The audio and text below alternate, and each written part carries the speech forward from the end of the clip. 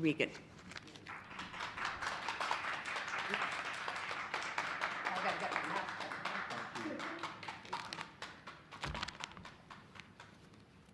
Well, thank you, Senator Baldwin, for your steadfast leadership in that introduction. And Congresswoman Moore, thank you for hosting us in your district. Mr. Mayor, thank you for hosting us in your city. You know, it's an honor. It's more than an honor to be here with Vice President Harris, who has spent her career fighting for equality, equity, justice, and the environment. Thank you, Madam Vice President. You have done so much and will continue to do so much to protect all communities in this country, no matter the zip code or how much money people have in their pockets.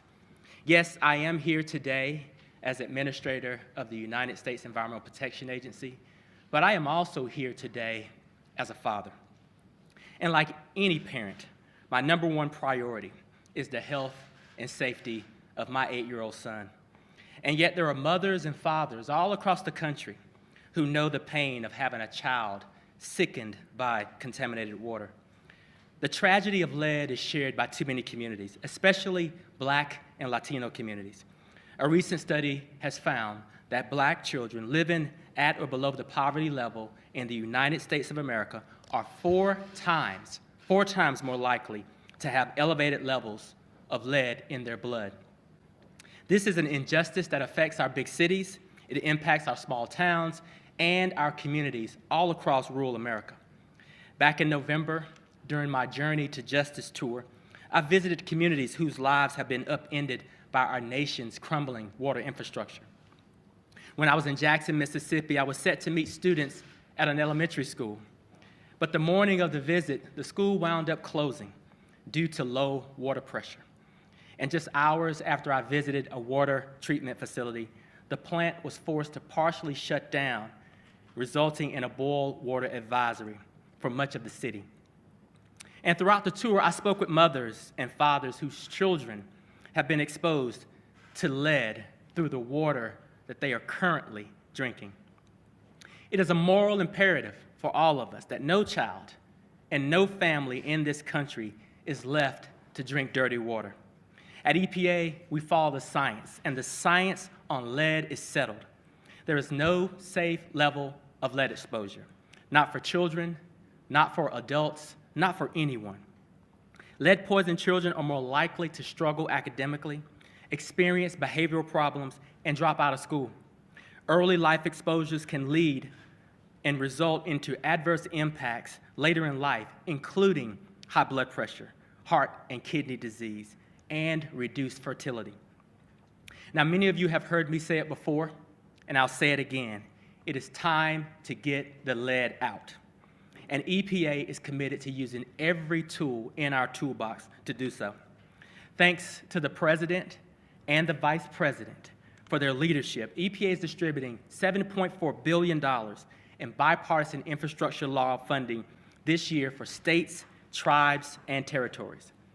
And as part of this investment, Wisconsin will receive more than $140 million in the year 2022 for water infrastructure, including more than $48 million dedicated to removing lead pipes that have plagued communities for far, far too long. And there will be more of those resources to come over the next 5 years. Now, the Vice President and I are here today visiting Big Step because we also want to meet the workforce, the water workforce of tomorrow, the people who are being trained as we speak to take the lead pipes out of the ground. You see, in addition to protecting people's health, investing in water infrastructure is also about putting people back to work. The more than 140 million coming to Wisconsin this year is expected to create 2,200 jobs. Many of those jobs will be right here in Milwaukee. Investing in our water infrastructure is one of the best decisions we can make as a nation for public health and environmental protection, for the creation of jobs, and for future economic vitality for all of our communities across the country. And we're going to make sure that the communities who are most in need get the funding that they deserve. I sent a letter to every governor in every state detailing how we must target our infrastructure dollars to ensure that they get to those who need it the most. And we'll continue to work closely with our state partners on both sides of the aisle to ensure that this historic investment reaches our most vulnerable communities. Our work is not complete until every child in the United States of America has access to clean, safe drinking water. And we will not rest until the job is done and the job is done right. So now it is my pleasure to introduce Deanna Branch, a leader in her community, a Milwaukee resident whose family has seen firsthand the devastations of lead exposure.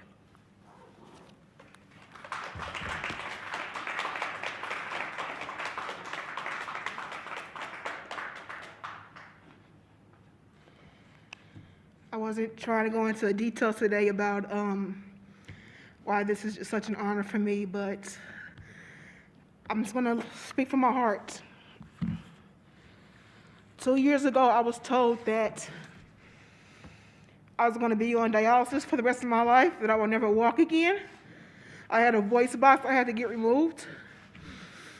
They told my family to prepare me for a home care and to be taken care of by a caregiver for the rest of my life, but I'm here, I'm standing, I'm talking, I have my voice back, I'm breathing on my own, and I'm able to share my story, Aiden's story, with the world. I don't know how I can explain this, only God can explain this, but I defied all odds, and so did Aiden. And that's the reason I'm here today, is to share Aiden's story. And I'm honored that I'm able to walk here, to breathe, and to be able to speak and tell his story to the world. And this is just an honor for me and for him, and I'm just so happy to be here right now.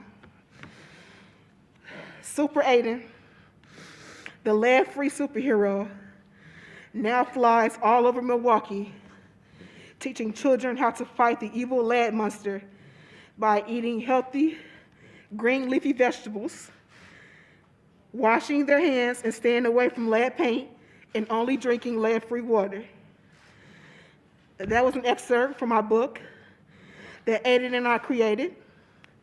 It's a children's book to help spread lead awareness and to help keep kids lead-free. I did not know how serious of a problem lead exposure was until being personally impacted and facing the reality of its seriousness when Aiden was hospitalized not once but twice. And I am not alone. Too many moms are going through the same thing that I went through. And too many little boys and girls are going through what Aiden went through. This is an issue that is impacting families and communities, and disproportionately communities of color, here in Milwaukee and across the nation. We are thankful for the funding made available and the bipartisan infrastructure law to address this issue and get lead service lines out of our communities. For moms like me and other families involved in the Coalition on Lead Emergency, this funding is a welcome relief after years of advocacy. But we also know that it is not enough. We need more to replace the 70,000 lead pipes that are still in Milwaukee and the many, many more across the country. That is why it is so important that the Build Back Better Act pass with additional funding to replace lead service lines. I know that Vice President Harris and the rest of the administration are working hard to get that bill through. And I want to thank her for all of her hard work. With that, it is my honor to introduce the Vice President of the United States of America, Ms. Kamala Harris. Thank you.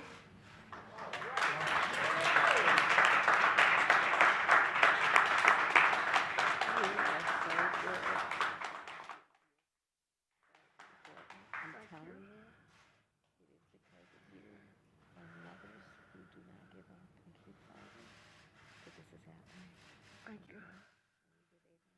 I will. Okay.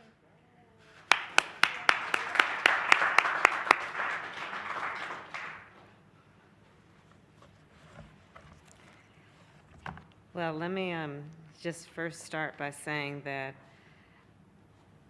there's almost everything about today that is about Deanna and mothers and fathers and grandfathers like her around the country who have been talking, who have been shouting, who have been crying about this issue for far too long. And so I said to Deanna as we passed the podium that it is because of all of that and that sacrifice born out of fear, but frustration, but also a commitment that we're able to be here today. The administrator of the national EPA, the senator, the congress member, the mayor, and the vice president of the United States, supported by the president of the United States on this issue. So thank you, Deanna. Thank you.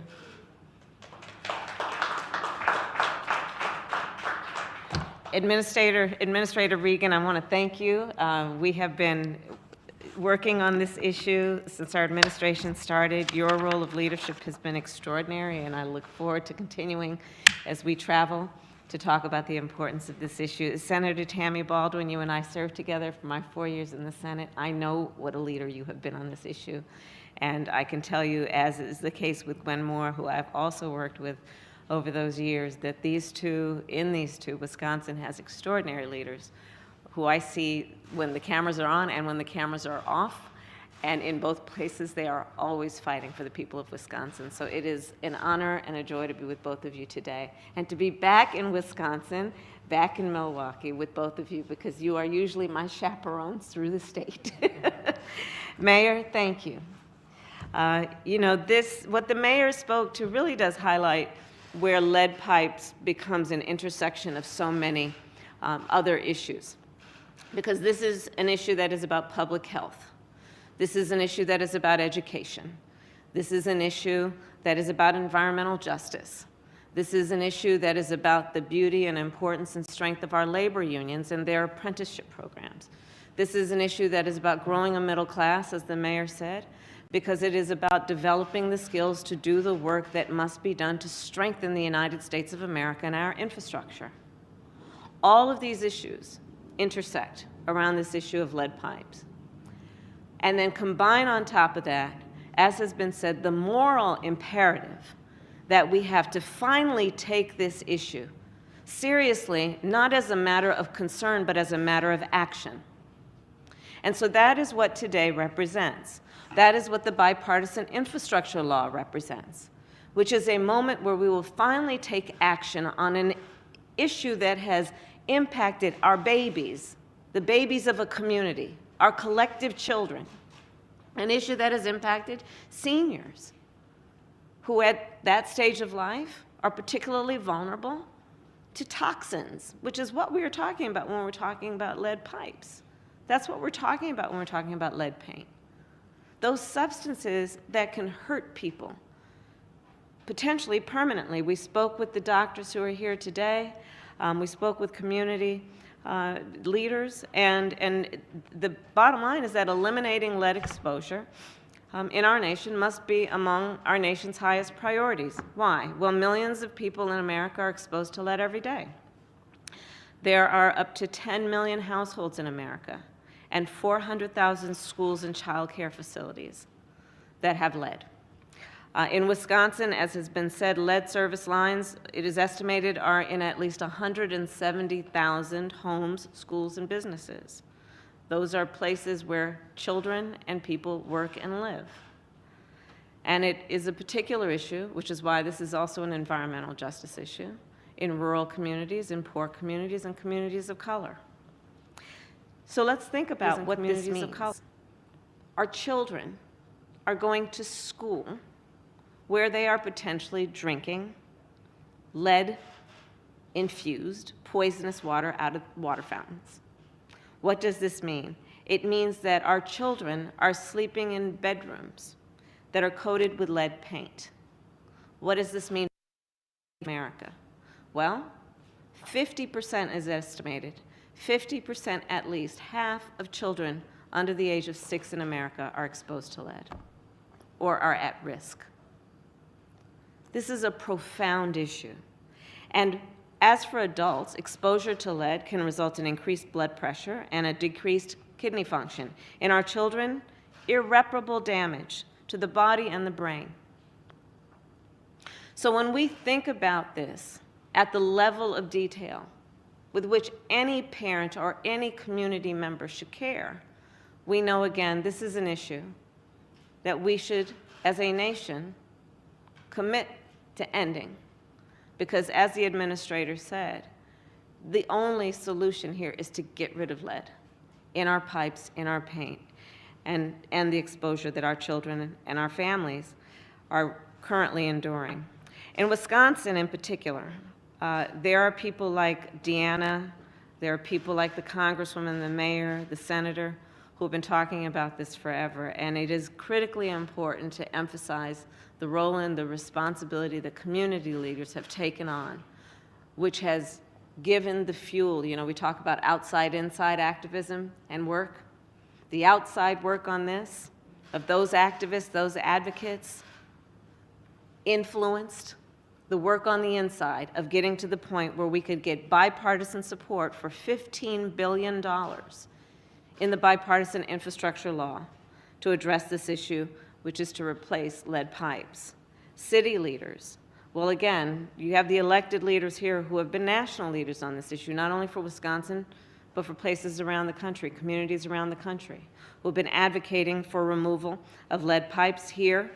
In Milwaukee, it is believed that I guess there have been over 4,000 lead pipes so far that have been removed because of the actions and the activism of the leaders here, and in particular, the leaders in our labor unions, the plumbers, pipe fitters, the two leaders, the men that we met earlier, who are doing the hard, the highly skilled work of removing lead pipes.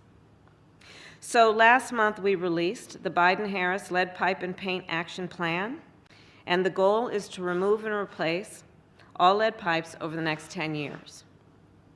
It will invest $15 billion nationally in this effort, and here in Wisconsin, as has been said, $48 million will be dedicated in the year 2022. These investments will create good union jobs. These investments will address the needs of our children. These investments will result in improved public health, the creation of more jobs, the infusion of support for important apprenticeship programs, and it is just simply the right thing to do. Long overdue, but the right thing to do. I said earlier, and I'll close with this,